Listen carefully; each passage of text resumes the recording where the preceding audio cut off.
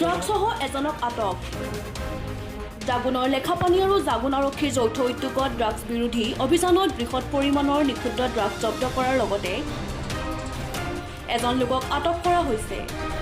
বিশেষ সূত্ৰৰ ভিত্তিত চলোৱা অভিযানত জাগুন সোণালী জনজাতি দেউৰী গাঁৱৰ নিবাসী মৃদুল চেতিয়া বয়স ৩৬ বছৰ বাসগৃহত তালাচী চলাই আৰক্ষীয়ে প্ৰায় ২৭.৫ গ্ৰাম নিষিদ্ধ ড্ৰাগছ, এখন I-20 বাহন আৰু এখন স্কুটি জব্দ কৰে।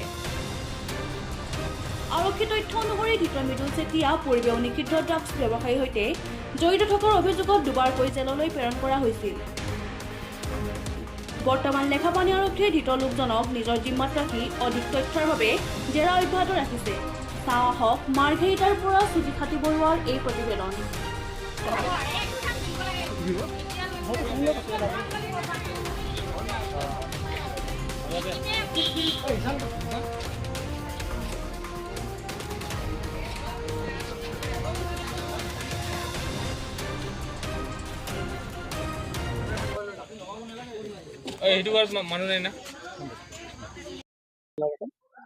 সোণালী জনজাতি দেউৰী গাঁও মৃদুল চেতিয়াৰ ঘৰত আমি ড্ৰাগছ পোৱা গৈছে।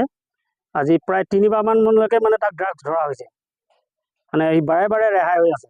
এইবাৰ আমাৰ ৰাইজে তৎপৰতাৰে তাক মানে এইবাৰ পূৰা ধৰা হ'ব আৰু ইয়াক ৰাইজে মানে উচ্ছেদ কৰাৰ ব্যৱস্থা ইতিমধ্যে আলোচনা চলি আছে।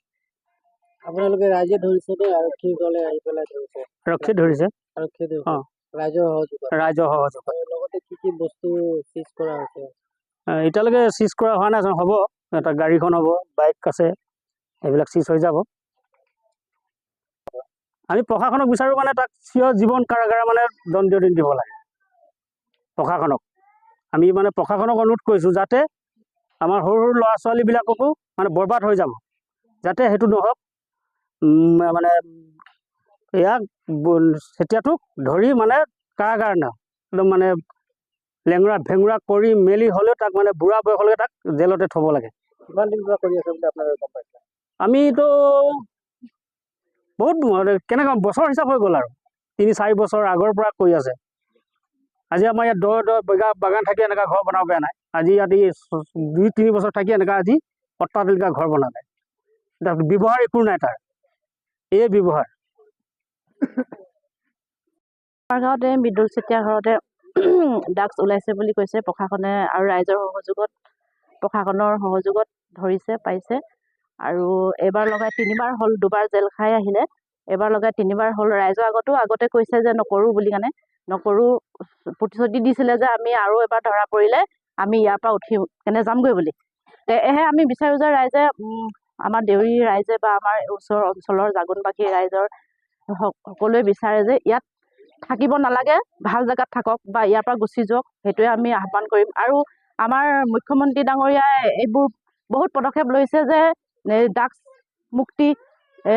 মুক্তি কৰিব লাগে। সেই গতিকে লৈ আমি সচেতন ৰাইজে আমি নিবিচাৰোঁ যে আমাৰ নৱপ্ৰজন্ম ধ্বংস হোৱাটো। সেই গতিকে লৈ আমি মুখ্যমন্ত্ৰী ডাঙৰীয়াকো আমি আহ্বান জনাইছোঁ, আমাৰ গাঁৱৰ ফালৰ পৰা বিহিত ব্যৱস্থা ল'ব লাগে। আৰু আইনৰ প্ৰতি বিশ্বাস আছে, আইনেও বিহিত ব্যৱস্থা ল'ব। গাঁৱৰ নাম সোণালী জনজাতি দেউৰী গাঁও। কিমান মান পাইছে বুলি? এতিয়ালৈকেতো আমি 3-4টা টোপোলা পাইছে বুলি কোৱা শুনিছোঁ। সেয়াতো সিহঁতৰ প্ৰশাসন বিষয়ে গম পাব যে কিমান কি বস্তু পৰিমাণ হয় উদ্ধাৰ কৰিছে। এতিয়ালৈকে আমি ৰাইজে টোপোলা দেখিছোঁ, আৰু চিৰিঞ্জ আৰু এনেকুৱা টেমা, চাবোন বাক্সা নিচিনা টেমা তেনেকুৱা পাইছে বুলি আমি দেখিছোঁ, চাদা টেমা। কিমান বছৰ পৰা কৰি আছে? আজি প্ৰায় ইয়াত অহাৰ পৰা ডাইৰেক্ট 10-15 বছৰ হ'ব লাগে। মই প্ৰায় 10 বছৰ মই ইয়াত বিয়া সোমাই আহিছোঁ, তেতিয়াৰ পৰাই মই দেখিছোঁ মানুহজন তেনেকুৱা এটা হেৰি কৰি আছে বুলি।